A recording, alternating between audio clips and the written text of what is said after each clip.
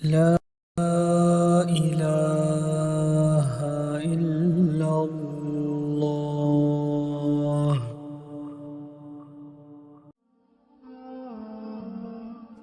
اور جو لوگ اس کو کھرچتے ہیں، جو اس جذبے کو فنا کرنا چاہتے ہیں، انشاءاللہ وہ فنا ہو جائیں گے، یہ جذبہ فنا نہیں ہوگا۔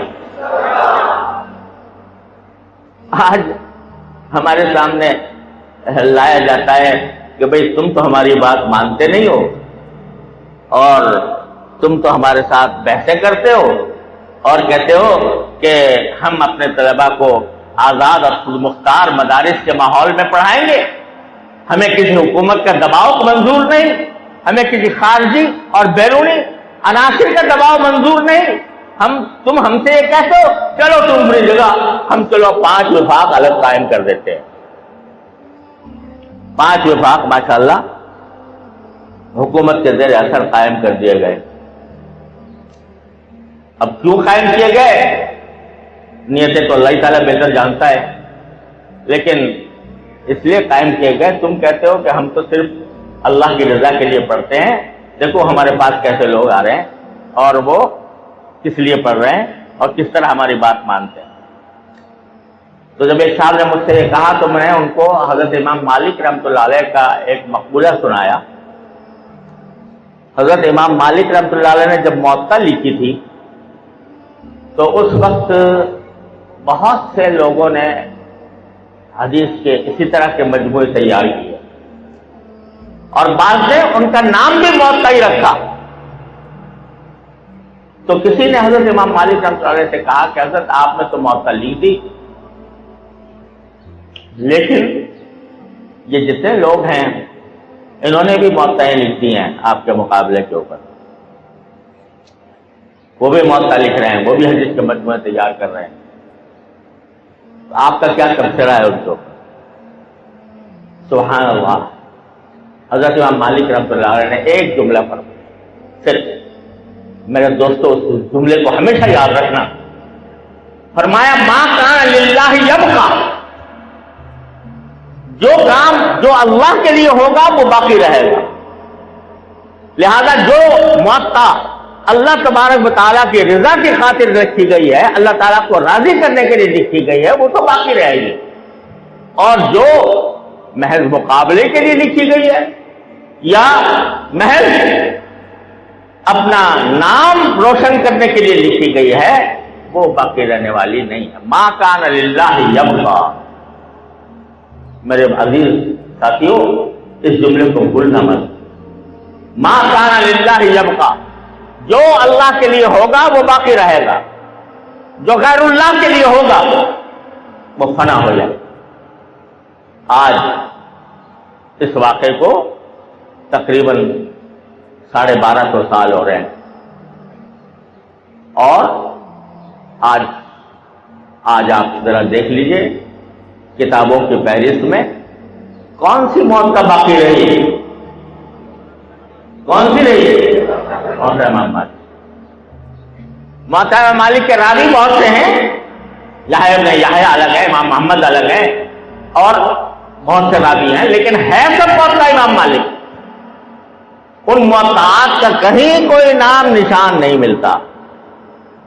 تو بھائی کوئی اگر اپنا وفاق الگ بناتا ہے، کوئی اپنی تعلیم کا نظام بناتا ہے تو شوق سے بنائے۔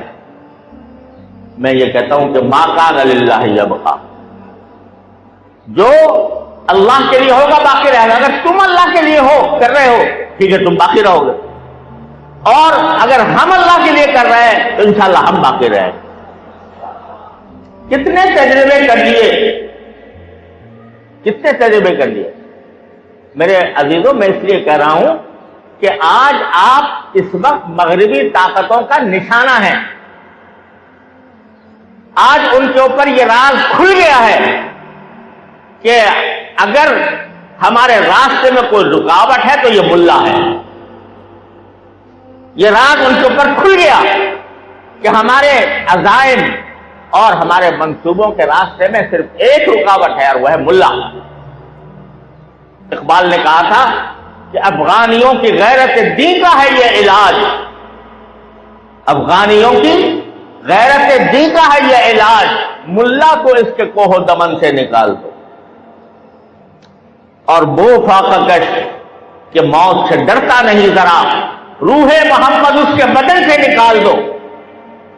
یہ ہے مغرب کا ایجنڈا کہ وہ سمجھتا ہے، وہ یہ سمجھتا ہے کہ یہ قوم ہے جب تک یہ باقی رہے گی ہمارے منصوبے عالم اسلام کے اندر انشاءاللہ کامیاب نہیں ہوں گے۔ جب تک یہ ملا بیٹھا ہے اس وقت تک ہمارے منصوبے کامیاب نہیں ہوں گے۔ یہ اس کو سمجھ میں آ گیا، اور اس کے سمجھ میں آنے کے نتیجے میں آپ نشانہ ہیں۔ اب اس نشانے کو اللہ تعالیٰ نے اپنے فضل و کرم سے اور ہمارے حضرت مولانا سلیم اللہ خان صاحب قدس اللہ تعالیٰ سرہ کی روح پرفتوح پر انوار کی بارش فرمائے، انہوں نے قریہ قریہ گلی گلی گاؤں گاؤں جا کر اس طرح مدرسے قائم کر دیے ہیں کہ خیبر سے لے کر اور کیماڑی تک اور بلوچستان کے آخری حدود سے لے کر گوادر تک آپ کو کوئی 10 میل ایسے نہیں ملیں گے جس کو کوئی مدرسہ نہ ہو۔ تو آج یہ سوچتے ہیں کہ اتنی بڑی تعداد کو ہم کیسے ختم کر دیں، اور انشاءاللہ کبھی نہیں ختم کر سکیں، کبھی نہیں کر سکیں گے۔ یہ ایڑی چوٹی کا زور لگا لیں، جبر استعمال کر لیں، لالچ استعمال کر لیں، انشاءاللہ ختم نہیں ہوں گے۔ لیکن وہ سمجھتے ہیں کہ چلو بھائی اب ہم طلبہ کو دوسری طرف لگا دیں اور ان کو دنیاوی لالچ دینا شروع کر دیں۔ تو کبھی ایسا ہوتا ہے کہ یونیورسٹیوں کے اندر ایک گروپ بنایا گیا تھا، درس نظامی گروپ۔ یونیورسٹی میں علامہ اقبال اوپن یونیورسٹی میں ایک بنایا گیا تھا درس نظامی گروپ۔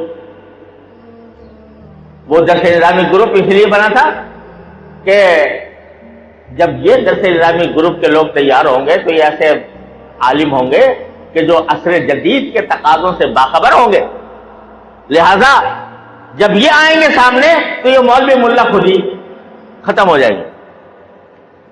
لیکن کچھ عرصے کے بعد خود یونیورسٹی اور خود حکومت نے کہا بھائی یہ چلنے والے نہیں ہیں، درس نظامی گروپ کو ختم کرو۔ بعد میں کیا ہوا؟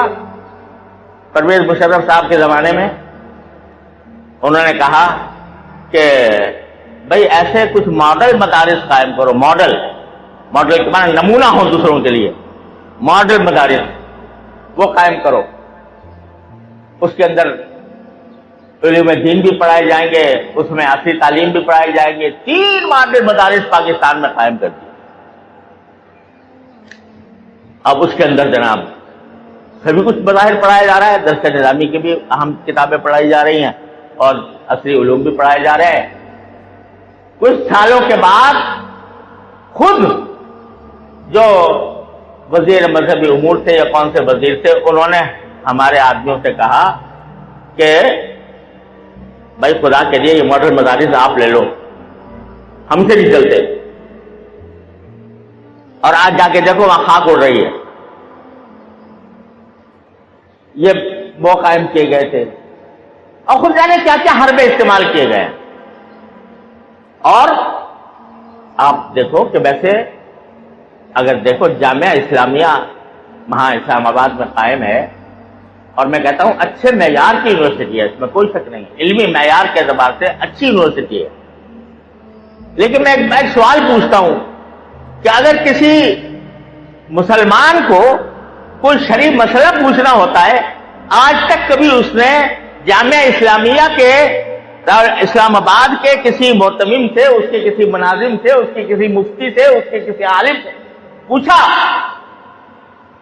کہ بھائی بتاؤ اس مسئلے کا حل کیا ہے؟ کوئی نہیں جاتا سوال کرنے کے لیے۔ جب شرعی مسئلہ معلوم کرنا ہوتا ہے تو انہیں بورے رشیدوں کے پاس آتے ہیں، اور اس کو پتا ہے کہ دین کا صحیح علم کہاں ہے، کس جگہ ہے۔ اس لیے 1000 حربے آزما لیے جائیں، 1000 طریقے بتا دیے جائیں، لیکن اللہ تبارک و تعالیٰ کے فضل و کرم سے یہ ہمارے بزرگوں کا فیض ہے، یہ ان کی میراث ہے، ان کے سوزے درو کا حصہ ہے، ان کی رات کے وقت میں کی ہوئی دعاؤں کا ثمرہ ہے کہ الحمدللہ سارے ملک کے اندر صرف اسلامی مدارس ہیں جو لوگوں کے لیے دین کا مرجع بنے ہوئے ہیں اور انشاءاللہ بنے رہیں۔ Like this video, write a comment, and don't forget to subscribe. Subscribe now.